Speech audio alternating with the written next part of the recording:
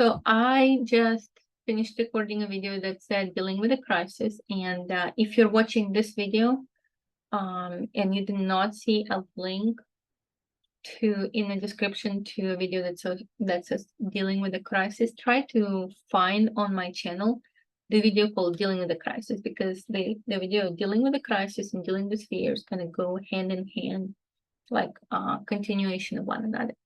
So dealing with fear. Ada Conde has this methodology that she uses anytime she's consumed with fear or doubt. So let's just say that hypothetically, you have observing that something is unfolding in a negative way.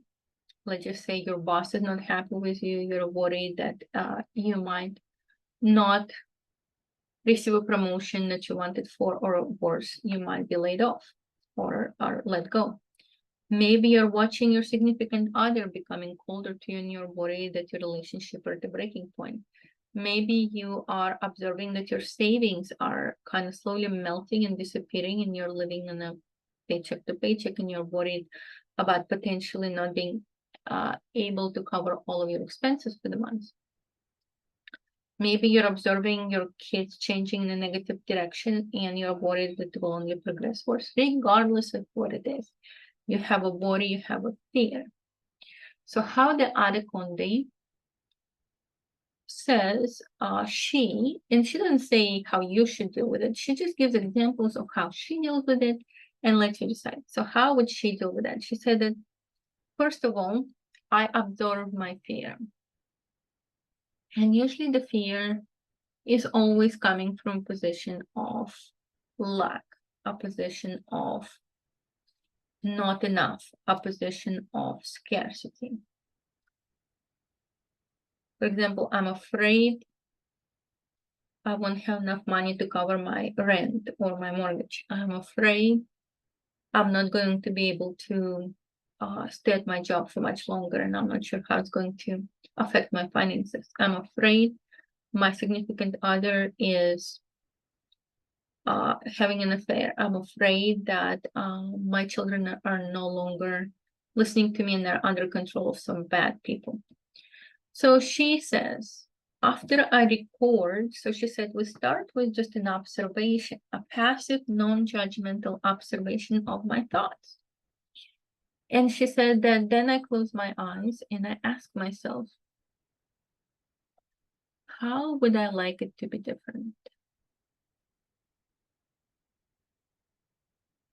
And then she writes it out. I hope that we can have a heart-to-heart conversation with my significant other and blah, blah, blah. I hope that I will receive an unexpected offer of making extra money on the side that I will be able to use to solve my problems. I hope that I will find a way to deal with my children's, current behavior, whatever it is. So she writes out what she hopes the outcome is going to be. She said she used to have this situation where she would lay in bed, unable to go to sleep, with her mind just circling around the problem in this negative labyrinth of bad outcomes. What if my car breaks? And if my car breaks, I don't have enough money to cover my car and my apartment. So what if I'm without my car? What if I'm unable to get to work on time? What if I'm unable to take my kids to school?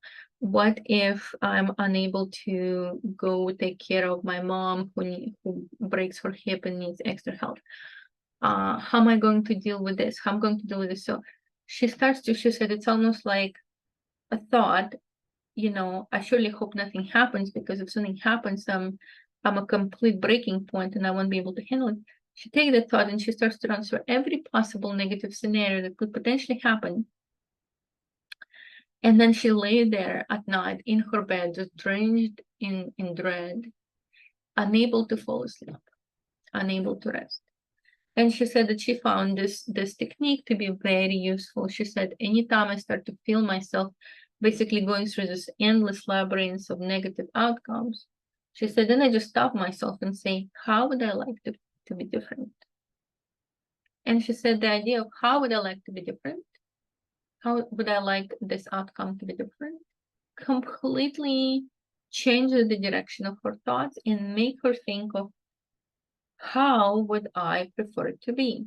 Well, I would much rather prefer this outcome, or even better that outcome, or even better that outcome. So notice that now she's no longer running in circles within her own mind. She's now starting to think of, and what if this happened? And what if that happened?